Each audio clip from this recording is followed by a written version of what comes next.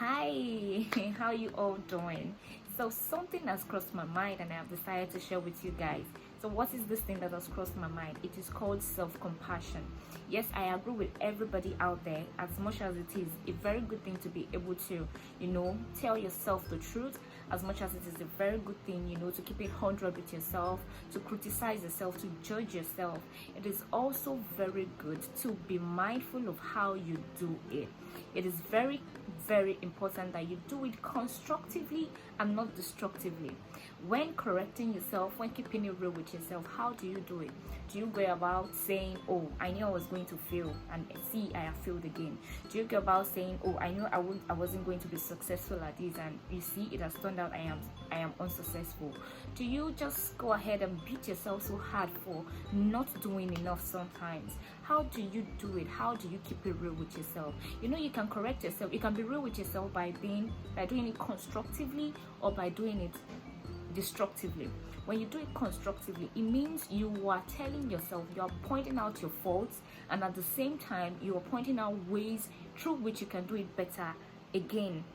Do you understand? You're pointing out your faults, and at the same time you're pointing out ways, you are proffering ways of doing it better next time you find yourself in that same situation, or the next time you are presented with such task. Okay, but when you are doing it destructively, you're just there talking down yourself, you're just there beating yourself unnecessarily, you're just there rebuking yourself, being mad at yourself without proffering any positive or any workable solution to the problem you have. Okay, so when you keep things real with yourself, the constructive way, you are admitting, oh yes, I messed up, oh yes, I ruined it, but okay, I'll be more careful next time. Okay, I failed at this, and that is because I didn't prepare. I didn't prepare well. Next time I will give me more time and I'll put in more effort. Now that is constructive. But destructive, you just go ahead and say, oh well, I can't keep myself, well, I have failed, and I just knew I was not going to pass. There was no way I was going to pass. Or you just tell yourself, I always knew, how can I be a match to those other guys? Those other guys are way better than I am.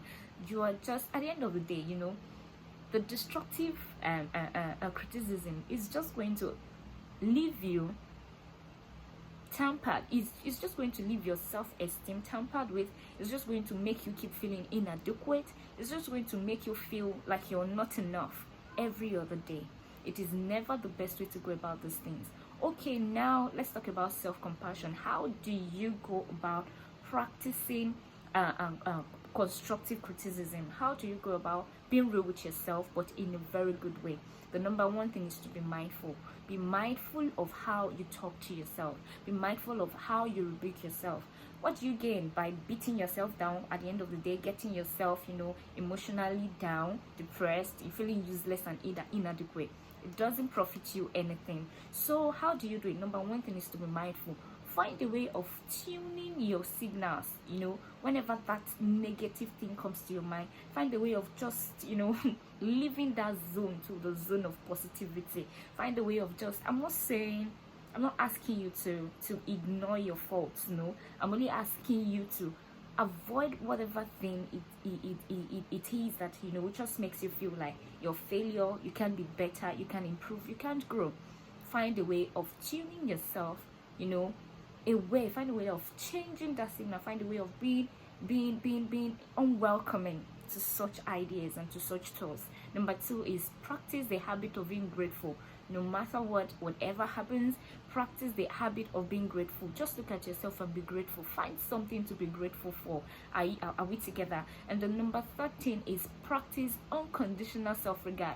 What do I mean by unconditional self-regard? Whatever thing has happened, it is called unconditional positive regard, right? But I call it unconditional self-regard.